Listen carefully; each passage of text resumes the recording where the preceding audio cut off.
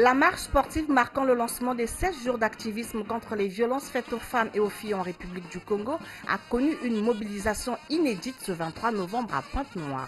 Dès 7h30 du matin, des femmes et des hommes épris de la masculinité positive venus de Pointe-Noire et des autres départements du Congo ont pris d'assaut le rond-point Lumumba, point de départ de la dite marche avec à sa tête la ministre en charge de la promotion de la femme, Inès Neferingani Vumboyalo, la ministre en charge de l'économie forestière, Rosalie Matondo, la représentante présidente du PNUD au Congo, Adama Barry, la présidente du conseil départemental et municipal, maire de la ville de Pointe-Noire, Evelyne Tchitchélé, les maires d'arrondissement, ainsi que de nombreuses personnalités, des associations féminines et des militantes des partis politiques. Ce, pour un objectif commun, dire non aux violences faites aux femmes et aux filles.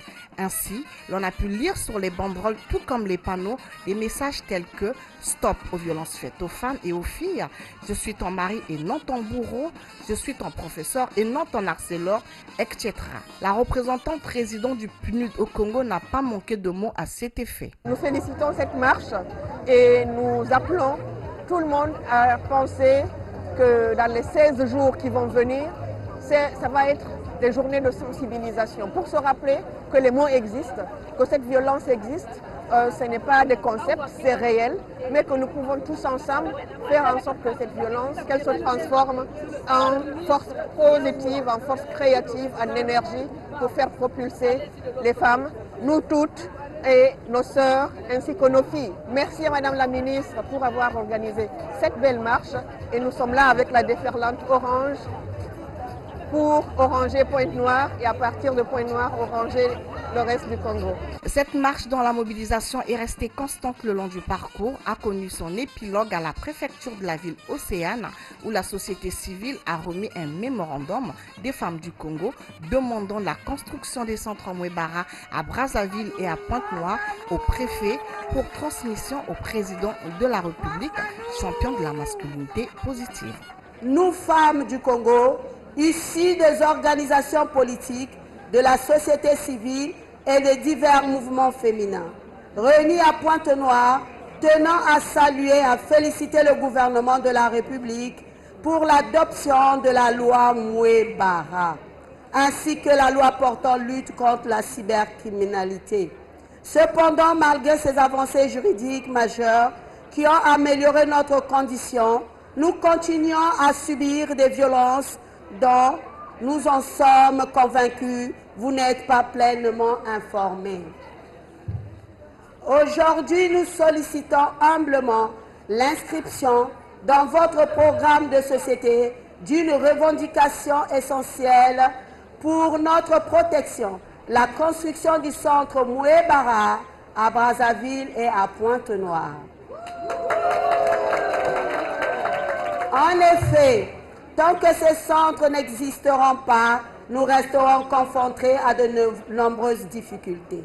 Le centre Mwebara constitue pour nous la seule issue permettant une prise en charge holistique, digne et efficace des femmes victimes de violences. Nous demandons enfin l'application ferme et rigoureuse de la loi Mwebara. Je donne acte ce jour 23 novembre 2025 de ce mémorandum. Et Madame la ministre de la promotion de la femme, rassurez-vous de ce que ce mémorandum sera acheminé à bon port. Merci. Non aux violences. Nous voulons un Congo sans violence. Nous voulons un Congo sans violence. Nous voulons un Congo sans violence. Nous voulons un Congo sans violence. Nous voulons un Congo sans bébé noir. Nous voulons un Congo sans bébé noir. Nous voulons un Congo éduqué. Nous voulons un Congo éduqué. Voilà, c'est de ça qu'il s'agit. Pour sa part, la ministre Inès Neferingani Vumboyalo, tout en remerciant les participants à la marche, a insisté sur la nécessité de mettre fin aux violences à l'égard des femmes et filles qui se manifestent sous différentes formes. Ce lancement de 16 jours d'activisme marque tout simplement le pas des programmes que nous allons réaliser tout au long de ces 16 jours d'activisme qui vont finir le 10, qui est la journée internationale des droits de l'homme. En réalité, c'est à la demande des Pontenégrins, c'est-à-dire les habitants du département de Pointe-Noire, qui ont demandé, vu les statistiques de l'augmentation des violences faites aux femmes ici au niveau du département de Pointe-Noire. Et donc, ils ont sollicité le ministère pour que le ministère puisse avec eux organiser cette marche où il y a de nombreux participants. On a vu ici à Pointe-Noire des femmes qui ont été brûlées par leurs époux parce qu'ils n'en voulaient plus et vous trouvez que le meilleur moyen de s'en débarrasser, c'était de les brûler.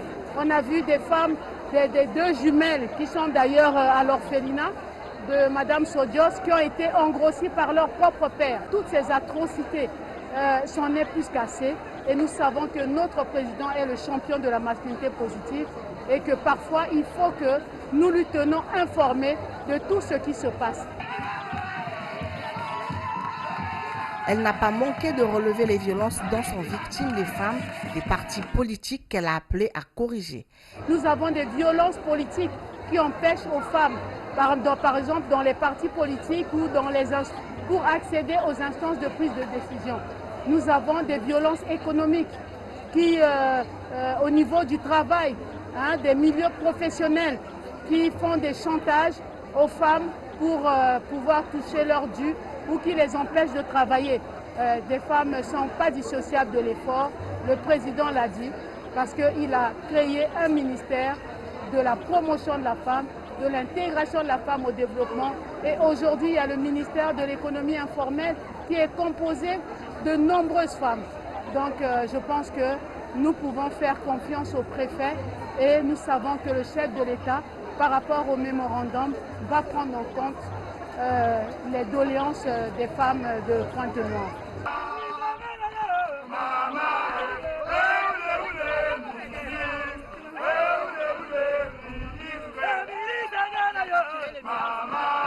De leur côté, les participants ont exprimé leur joie pour la tenue de cette marche à Pointe-Noire. Nous disons merci au président de la République qui a engagé ce combat d'ensemble où les hommes à tous les niveaux doivent contribuer à la lutte faite aux violences faites aux femmes. Et surtout d'être ceux-là qui doivent protéger les femmes et être devant même à tous les niveaux, que ce soit sur le niveau politique, que ce soit sur le niveau social, culturel, traditionnel, partout, les hommes doivent accompagner les femmes pour les protéger, pour les rendre heureuses et pour qu'elles deviennent épanouies pour le développement de notre pays, dans l'unité, le travail et le progrès.